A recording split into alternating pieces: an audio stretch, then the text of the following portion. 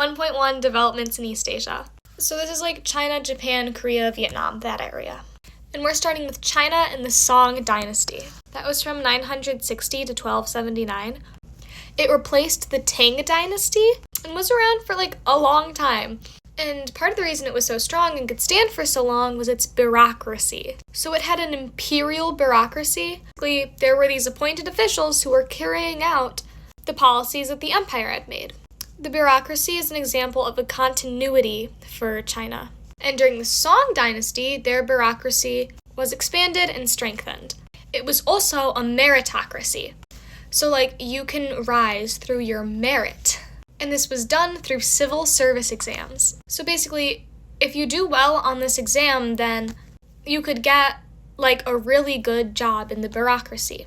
And the exams were largely based on the knowledge of, like, Confucian texts. So it did allow for upward, like, mobility, even though the poor were, like, very underrepresented just because they don't have the access to the same sort of education and resources. But by the end of the Song Dynasty, the bureaucracy had grown so large that it kind of became a weakness, it mentions here. But I think we get more into that, like, much later. Now, economic developments in post-classical China. I don't really remember needing to, like, know the term post-classical. Start of the 1200s, I guess. So, the Grand Canal. Grand enough that you need to know this one. It was an internal waterway, like, transport system that allowed for trade and transport. Basically, it let people get things and I think people around because it was so large. It was very effective. China also had gunpowder. Oh, and it looks like the Song Dynasty, they made the first guns. The real important thing to know here, though, is gunpowder. Like, that's a good one for, like, the AP exam. Anyway, champa rice. It was, like, this really drought-resistant, like, fast-growing rice from the Champas, which was, like, Vietnam, you know, way back when. And this allowed agricultural production to go, like, insane. They also used, like, manure, irrigation systems, and, like, plows. So their agriculture productivity was, like, way up there. And because there was so much food, that meant there was a lot more people. Population was growing fast. Also, China had coal and they could make steel, which, like, they used for stuff. But also, China experienced proto-industrialization. So basically, these people in rural areas were making more than they could actually sell. And this relies more on home or community-based production and simple equipment. Artisans made stuff, and they relate to the proto-industrialization, but artisans is a word you should know because it's bolded. They're like skilled craftspeople. So they made steel, porcelain, silk, all of these things that were like going through trade networks at the time. All of this comes together as China became the world's most commercialized society. That came directly from the book, by the way. Because with all of this together, we ended up going from local consumption to market production. That little phrase is also from the book, page 5. Like, the phrases and terms themselves aren't too important, but like that idea, you should know. They also used taxes and the tribute system to get money. Taxes, you should understand. Tributes and tribute system is something new, probably. So other states would like pay and give gifts to the Chinese emperor and perform this kowtow ritual, which is like a bow of like respect, which like centered the Chinese as the most important and also stimulated trade for everybody. Social structures in China. Urban areas were growing around this time period in like prominence, and you ended up with like cities or port cities like Guangzhou. And so because we were talking about all that like bureaucratic expansion earlier, we now have this new class called the scholar gentry. They were educated in Confucianism and were very powerful like socially, like in an influential sense. Farmers, artisans, and merchants were ranked below them, and then like peasants underneath them. But of course, like the aristocracy was above all of this. The role of women in China in this period was heavily influenced by Confucian tradition, so like you were supposed to respect them, but also it enforced the patriarchy. A strong example and piece of evidence to use for that would be foot binding for like the patriarchy part. So basically these girls from a very young age would have like their foot wrapped so it wouldn't grow naturally and it would like stay really tiny. And then they couldn't really move, but it proved their social status in that sense, I guess, that they didn't like quite have to, because that meant like they weren't working, I think. Anyway, foot binding is a good example for like social structure or patriarchy in China at this time period, 1200 to 1450. Intellectual and cultural developments. Woodblock printing. This means like we can print stuff and like get information out in another way, like faster, easier. Like we can have like pamphlets and stuff.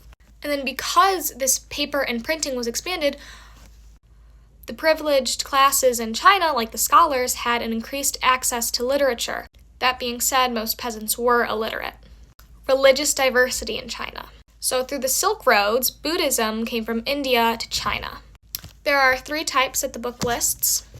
Theravada Buddhism focuses on this personal, like spiritual growth. This became strongest in Southeast Asia and dealt with like silent meditation and self-discipline. Mahayana Buddhism became popular and strongest in China and Korea, and that spiritual growth through service. And Tibetan Buddhism became strongest in Tibet and used chanting. All 3 include believing in the Four Noble Truths, with this idea that like eliminating desire stops suffering, and also the Eightfold Path that leads to nirvana. And it was introduced to China by using like Taoist principles. And these eventually kind of combined to become a syncretic religion known as Chan Buddhism or Zen Buddhism. So it blends the two, Buddhism and Taoism. Tang Dynasty wasn't really a fan of this and shut down some like monasteries and stuff, but Chan Buddhism did remain popular. Song Dynasty was a little more friendly, but it preferred to emphasize Confucianism.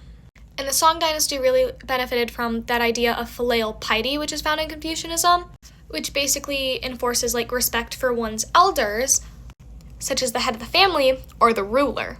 So it helped their rule. And then Neo-Confucianism was a syncretic religion that combined Confucianism with like Taoism and Buddhism. Now, comparing Japan, Korea, and Vietnam. They all benefited and found challenges in being so near China. Japan, being separated by sea, could do a lot more to control its interactions. A Japan prince promoted Buddhism and Confucianism, and Japan got woodblock printing from China. During the Heian period, politics, art, and literature kind of emulated Chinese tradition. Feudalism. So Japan was a feudal society without a centralized government for a while. So these land-owning aristocrats, or the daimyo, battled for control of the land. Little like upward social mobility and based on hereditary hierarchies. So there were like peasants known as serfs and the samurai, vastly different social levels born into them. And of course, like earlier I mentioned, the daimyo. They had this code known as the Bushido, and it stressed, and I quote, frugality, loyalty, the martial arts, and honor unto death. But when the Heian court declined, there ended up being a shogun who was this ruling military leader. So very different in China to how it was governed. Japan technically had an emperor, but had very little power compared to the Chinese emperor. Korea had a very close tributary relationship with China and adopted Confucian and Buddhist beliefs. But the Korean elite were much more powerful in comparison to the Chinese. Vietnam adapted Chinese writing systems and architectural styles, but they had conflicts of their own. Like in culture, the Vietnamese culture preferred nuclear families, so your immediate family, parents and kids, as opposed to the Chinese extended family, in terms of living together. And then the Vietnamese system of merit-based bureaucracy, they owed more allegiance to village peasants. Vietnamese women also rejected the practice of foot binding as well as polygyny. That's the practice of having more than one wife at the same time.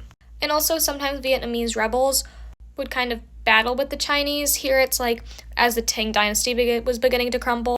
Thanks for listening. I hope you learned something. You should go check out my other videos because I'm making more similar to this.